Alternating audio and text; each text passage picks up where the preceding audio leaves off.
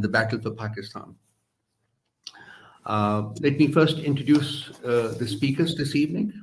We have Khalid Baidoun. Khalid Baidoun is a professor of law at the Arizona State University, Sandra Day, O'Connor College of Law. His work examines constitutional law, critical race theory, Islamophobia, and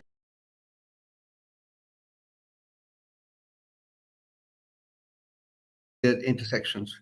He is the author of American Islamophobia, Understanding the Roots and Rise of Fear. Then we have Sami Hamidi Sahab. Sami Hamidi is managing director of the International Interest, a global risk and intelligence company. He advises governments on the geopolitical dynamics of Europe and the MENA region and has significant expertise in advising companies on commercial issues related to volatile political environments and their implications on market entry, market expansion, and managing of stakeholders. Sami is also featured as a commentator for Al Jazeera, Arabic and English, Sky News, BBC, TRT World, and other outlets. Next, we have Turkey Evren. Turkey Evren is a poet and song producer.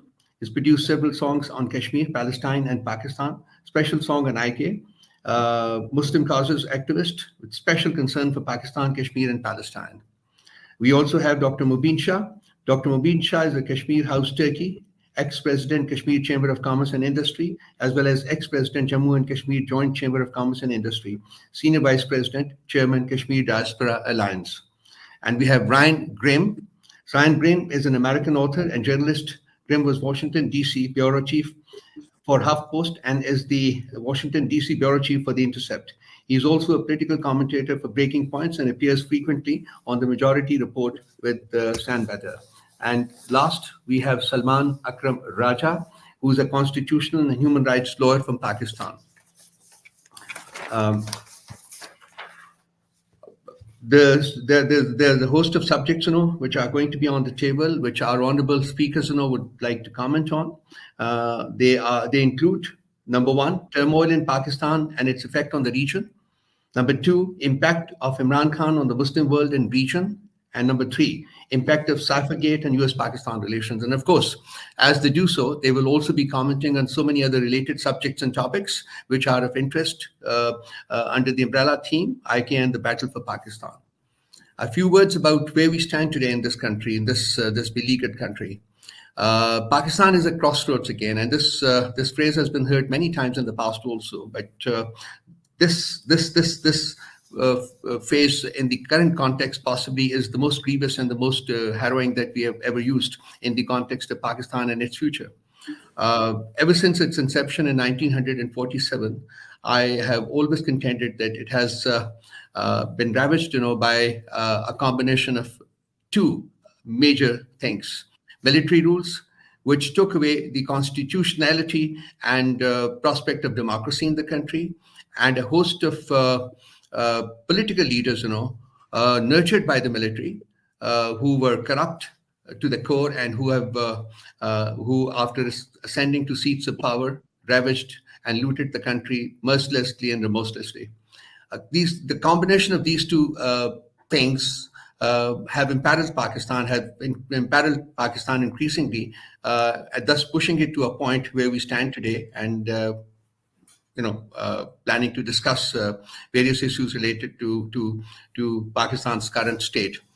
It's not an easy situation. I think it's not an easy situation in the context, that although we don't technically have a military rule in the country today, but this is just about the worst martial law that Pakistan has experienced in its history. Because of my age, I've lived through virtually all four of them. Ayub Khan, Ziaul Haq. Then I have, in my writings, I have generally referred to Ziaul Haq as the draconian martial law administrator. Possibly his was the worst till this martial law, which is unseen, which operates in shadows from behind curtains, and it's not there. But everything that happens in this country at this moment in time is on the diktat of people who sit in the GHQ rather than in the Prime Minister's house. And this kind of last year, around February, March, I delivered a lecture at the IISS London, and I recounted the history of Pakistan. And I said, that time has been divided between direct military rule and indirect military rule. While direct military rule, in a direct military rule, you can hold the military responsible for whatever it does. But in an indirect military rule, which has spanned almost 35 to 40 years of Pakistan's life cycle, you cannot even put the blame on them. But you know exactly who is calling the shots, and yet they're not seen, and they are not constitutionally responsible or legally responsible for whatever happens in the country. And this, to me, possibly is a more dangerous and more ominous form of dictatorship, that Pakistan, that any country can ever witness. So it is in that context, that our social media team and other players have organized this convention, and I feel that more such conventions should be held, so that we're able to bring across to the world the gravity of the situation in Pakistan. And unfortunately, within Pakistan, there's a syndrome of fear, which is intense, and which is continuously casting its shadows.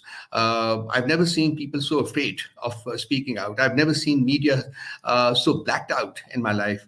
I've never seen people, who are actually afraid of, speaking out. But there are, and who are trying to bring Pakistan out of the stranglehold of this combine of military mindset and corrupt leaderships. And I'm sure with IK there, with Imran Khan there, and with a host of people, who are extending a supportive hand, I think Pakistan will soon